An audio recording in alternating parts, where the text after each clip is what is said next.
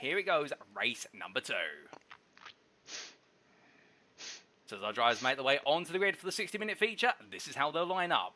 The reverse grid starts off with Patrick Thompson from Olympus Esports, who had a difficult first race of the day, having to retire 7 laps in the end, and therefore he starts on pole. He's joined on the front row by privateer Steve Jans, with Stuart Pearson starting at P3 and thereby on the second row. The Slow and Steady Racing try is to go racing. 1 red light, 2 red lights, 3 red lights, 4 red lights, 5 red lights.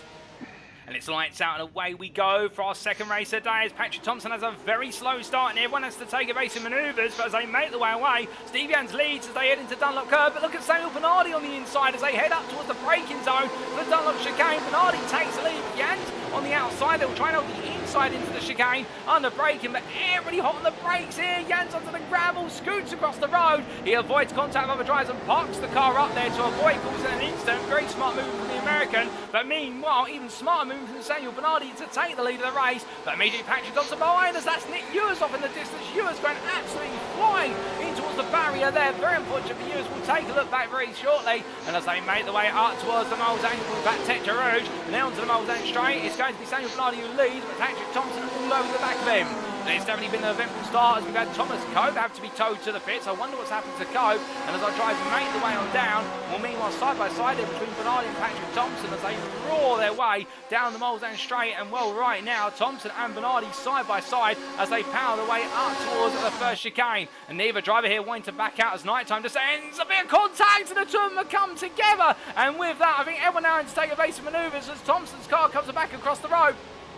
And it's a disaster. There's more cars being collected as they make the way on through. Well, Tim Williams survives at the scene of the incident, and I think with that, it's anyone's guess who's going to win this race at this point in time. We've got a lot of drivers going to be towed to the pits, and when we've now got a grand total of which I do believe 6 cars in the pit lane. Michael Lanahan's car's not been able to make it out of the pit lane so far to go racing.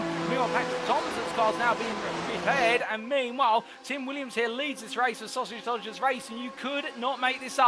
But as they make their way down, I wanted to try and pick up places with the incidents that have occurred. Speaking of which, we've got a change here. Steve Jans going quite slowly, still some damage on the car. Alternatively, something wrong with the car and letting go on through Paul Munn.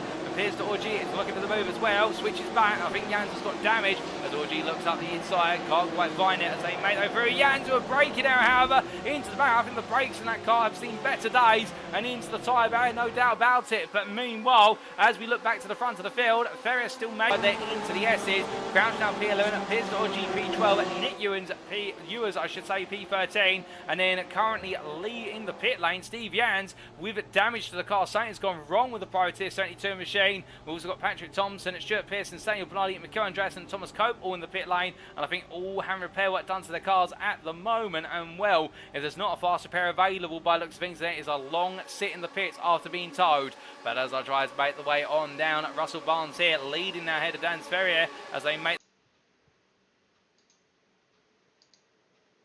to say something different to the fact that he'll be trying to come on through.